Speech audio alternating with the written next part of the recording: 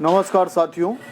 तो आज मैं आप लोगों को कुछ ऐसी बातें बताऊंगा, कुछ ऐसा नर्सेज के लाइफ पर प्रकाश डालूंगा जिसके बारे में सबको नहीं पता है। तो ये वीडियो आप लोग शुरू से आखिरी तक ज़रूर देखिएगा। इसमें बहुत सी जानकारियां मिलेंगी और आपको कहीं ना कहीं जीवन में आपके साथ जो कुछ हुआ है वो आपको दिखाई पड़ेगा कि कितना संकट चल रहा है नर्सेज पर, कितना उनका शोषण हो रहा है।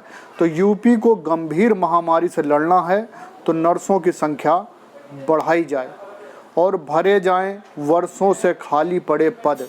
उत्तर प्रदेश में नर्सों को और उनके काम को उतनी तवज्जो नहीं दी जाती। यही वजह है कि यूपी के कई अस्पताल प्रशिक्षित नर्सों की कमी से जूझ रहे हैं। 2 लाख से ज़्यादा प्रशिक्षित नर्स बेरोजगार हैं। 10,000 से ज़्यादा प्रशिक्षित पुरुष नर्स भी खाली हैं। इस समय देश संकट से जूझ रहा है। ऐसे में डॉक्टर्स के साथ फ्रंटलाइन वर्कर्स के तौर पर नर्स की भूमिका और बढ़ जाती है। मरीजों की उचित देखभाल के लिए सिर्फ डॉक्टर ही नहीं, नर्सों की भी भारी कमी है। ज़रूरत है कि नर्सों की पर्याप्त संख्या में उपलब्धता हो। नर्सेज एसोसिएशन के मुताबिक 2 लाख से ज़्यादा प्रशिक्षित नर्स बेरोजगार हैं। 10,000 से ज़्यादा प्रशिक्षित पुरुष भी खाली हैं। तो नर्सेस में ऐसा नहीं है कि सिर्फ महिला नर्सेस ही परेशान हैं। प्रशिक्षित पुरुष नर्स भी लगभग जो 10,000 हैं उत्तर प्रदेश के, वो भी काफ़ी परेशान हैं। देश के सबसे ज़्यादा जनसंख्या वाले हमारे उत्तर प्रदेश में नर्सों की भारी कमी है। काफ़ी वक्त से यहाँ नर्सों द्वारा उनकी भर्ती के संदर्भ में मुहिम छिड़ी हुई है, जिसे सबके साथ की ज़रूरत है। पिछले दिनों एक हाई लेवल एक्सपर्ट ग्रुप की रिपोर्ट जो कि भारत की यूनिवर्सल हेल्थ कवरेज पर थी, वो बताती है कि भारत के कई प्रदेशों में प्राथमिक उपचार केंद्रों में एएनएम, ऑक्सिलरी नर्स मिडवाइफरी, जिसे साधारण भाषा में सहायक नर्स भी कहते हैं, उसकी उपलब्धता ज़रूरत के हिसाब से कम है। उत्तर प्रदेश एवं बिहार में तो प्रथम स्तर फर्स्ट लेवल के संपर्क के मामले में भी ये संख्या बहुत कम है। यूपी में नर्सों द्वारा चलाई जा रही मुहिम को निजी अस्पताल संचालकों द्वारा लगातार तोड़ने की कोशिश की जा रही है। संयुक्त नर्सेज अस्पताल के बैनर तले नर्सेज भर्ती को लेकर मांग उठाई गई।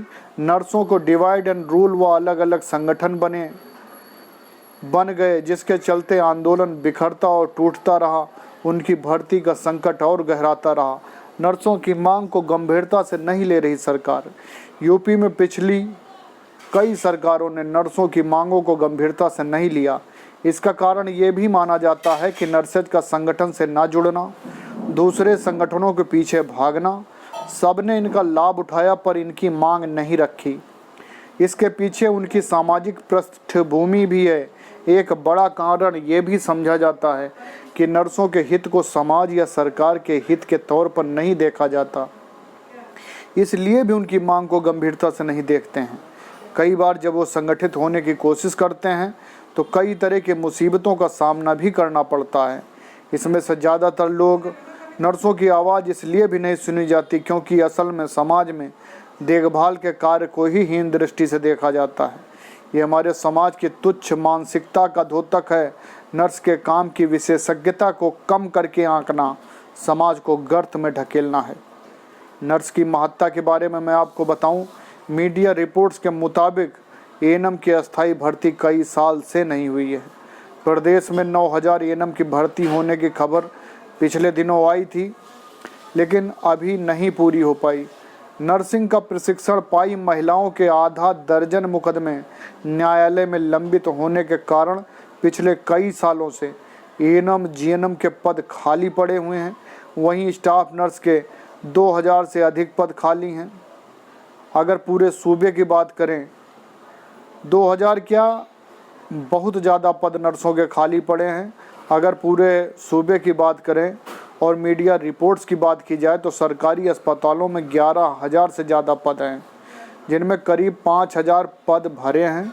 इसी तरह चिकित्सा शिक्षा विभाग के तहत 5,000 से ज़्यादा पद हैं, वहाँ भी 50% पद खाली पड़े हैं। नौकरी के इंतजार और अभाव में कुशल प्रशिक्षण को ना तो जरूरी समझा जा रहा है और ना ही इसे तरजीह दी जा रही है। भर्ती ना होने के कारण नर्सों एवं प्रशिक्षण संस्थानों को भी लगता है कि ट्रेनिंग की बहुत ज़्यादा ज़रूरत नहीं है और ना ही इसमें ज़्यादा ऊर्जा लगाने की ज़रूरत है। इसलिए इस बात की ओर भी ध्यान आकर्षित करना चाहता हूँ कि नर्सों की भर्ती स्वास्थ्य व्यवस्था की बेहतरी एवं कुशल प्रशिक्षण को प्रोत्साहित करने के लिए बेहद ज़रूरी है कि उन पर ध्यान दिया जाए। लंबे समय से नर्सों की भर्ती ना होने के कारण उनकी ट्रेनिंग भी प्रभावित हुई है। जहां 2 से 3 साल की ट्रेनिंग की ज़रूरत है, वहां 6 माह की ट्रेनिंग के बाद ही वह काम पर लगने की कोशिश करती हैं और न्यूनतम पैसे पर काम करने को मजबूर रहती हैं। नौकरी के इंतजार और अभाव में कुशल प्रशिक्षण को ना तो ज़रूरी समझा जा रहा और ना ही इसे तरजीह दी जा रही है। भर्ती ना होने के कारण नर्सों व प्रशिक्षण संस्थानों को भी लगता है कि ट्रेनिंग की बहुत ज़रूरत नहीं है और ना ही इसमें ज़्यादा ऊर्जा लगाने की ज़रूरत है। इसलिए इस बात की ओर भी ध्यान आकर्षित करना जरूरी है कि नर्सों की भर्ती स्वास्थ्य व्यवस्था की बेहतरी और कुशल प्रशिक्षण को प्रोत्साहित करने के लिए बेहद ज़रूरी है। स्वास्थ्य व्यवस्था में नर्सों की एक अहम भूमिका होती है। डॉक्टर दवा लिखते हैं, सलाह एवं निर्देश देते हैं, जिसके अनुपालन में नर्सों की बड़ी भूमिका होती है। नर्स रोगी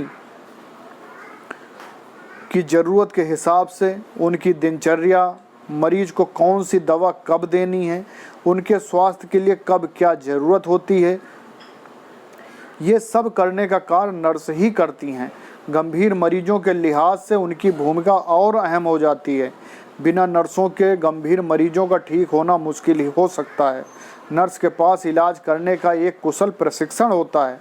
महामारी से लड़ाई में नर्सों की भूमिका, महामारी में नर्सों की भर्ती की और ज़्यादा ज़रूरत महसूस की जा रही है।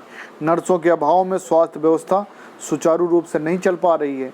जो वृद्धजन हैं, जिनको महामारी के समय में ज़्यादा देखभाल की ज़रूरत है, ऐसे देखभाल करने वाले व्यक्तियों को नर्स की बहुत ज़रूरत है और इसकी आवश्यकता और बढ़ जाती है। मरीजों की सही वक्त पर उचित देखभाल एक मजबूत आत्मविश्वास वाली नर्स ही कर सकती है। इसलिए ज़रूरी है कि नर्सों की उचित एवं कुशल प्रशिक्षण के साथ पर्याप्त अनुभव दिया जाए। नर्स अगर बेरोजगार रहेंगी तो अनुभव से वंचित रहेंगी और समाज अनुभवी नर्स से वंचित रहेगा। ऐसा ही अगर चलता रहा तो आने वाले समय में पूरे प्रदेश की स्वास्थ्य व्यवस्था, पूरे देश की स्वास्थ्य व्यवस्था चौपट हो जाएगी। क्योंकि पता है आपको कि चिकित्सा जगत की अगर कोई रीढ़ है तो वो नर्सें हैं। अगर इनकी अनदेखी की गई तो हमारे देश का स्वास्थ्य गर्त में चला जाएगा। उत्तर प्रदेश में नर्सों की एक ऐसी ही मांग आ रही है कि उन्हें फर्स्ट एड और प्राथमिक उपचार के लिए क्लिनिक खोलने की अनुमति दी जाए। इन क्लिनिकों को सरकारी अस्पतालों से संबद्ध किया जा सकता है, जिसके नियमन का कार्य अस्पताल करे। ऐसा वो NRHM national rural health mission के CHO चीफ हेल्थ ऑफिसर कार्य को देखते हुए कह रही हैं, जिसमें नर्स फर्स्ट एड एवं प्राथमिक स्वास्थ्य सेवा देकर जिला अस्पताल भेजने के लिए रोगी को तैयार कर सकें। अस्पतालों में नर्स व स्टाफ की भारी कमी है, जिसके चलते स्वास्थ्य व्यवस्था की स्थिति बदहाल है। मौजूदा स्टाफ एवं नर्सों के ऊपर काम का बोझ एवं शोषण बढ़ा है। निजी अस्पतालों द्वारा पर्याप्त वेतन न मिलने के कारण नर्सों के समक्ष सामाजिक सुरक्षा का संकट बना रहता है। महामारी में ज़्यादा खतरा होने एवं कम वेतन के कारण कई नर्सें, स्वास्थ्य कर्मचारियों एवं स्टाफ काम छोड़ रहे हैं। ऐसे हालात अगर बने रहे तो काम के प्रति इनका रुझान कम होता चला जाएगा। नर्सों को काम देना केवल उनके हित की बात नहीं है, बल्कि पूरे समाज के लिए ये एक जरूरी कदम है। सरकारों द्वारा नर्सों को अस्थायी काम का अनुभव देते रहना एक सतत प्रक्रिया होनी चाहिए और किसी महामारी या स्वास्थ्य आपातकाल इंतजार नहीं करना चाहिए। आपको पता है कि 18,500 नर्सें प्रति वर्ष हमारे यहाँ ट्रेनिंग करके निकलती हैं और आज तक अगर टोटल परमानेंट नर्सेज की बात की जाए तो उनकी संख्या 10,000 भी नहीं है। बाकी सब दर दर बेरोजगारी में भटक रही हैं। कोई 4,000, 5,000, 6,000 पर प्राइवेट अस्पतालों में काम करने के लिए मजबूर हैं।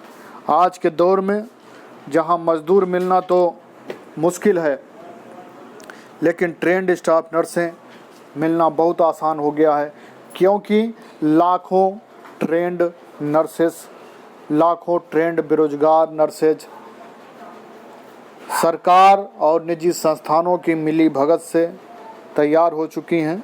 तो सबसे ज़्यादा ज़रूरी है कि जब तक ये नर्सें अपने पैरों पर ना खड़ी हो जाएं, तब तक बेरोजगारों की भीड़ कम की जाए। नहीं तो आने वाले समय में नर्सेज का इतना अपमान होगा, इसका स्तर इतना गिरा देंगे लोग कि लोग नर्सेज का नाम सुनकर ही दुखी हुआ करेंगे और इस कोर्स में जाना अपनी बेइज्जती समझा करेंगे। तो सभी नर्सेज से हमारा निवेदन है कि आप लोग अपनी क्वालिटी बढ़ाएं और ख़ुद को कभी कमज़ोर न समझें और संगठन से जुड़ें। कोई भी समस्या है आप बताएं, जो भी होगा हम हर संभव प्रयास करेंगे। और आप लोग भी जहां भी परेशान हों वहां पे आप दबिए नहीं, अपने आप को इतना मत गिराइए, क्योंकि आप एक नर्स नहीं हैं, आप नर्सों की प्रतिनिधि हैं। तो जीवन में वो खुद ही तय करता है मंजिल आसमानों की, और परिंदों को नहीं दी जाती तालीम उड़ानों की। रखता है जो हौसला आसमान छूने की, उसको नहीं होती परवाह गिर जाने की। तो बहुत बहुत धन्यवाद है। और जिन्होंने अभी तक हमारा चैनल नहीं सब्सक्राइब किया है तो सब्सक्राइब कर लें, बेल आइकन दबा लें।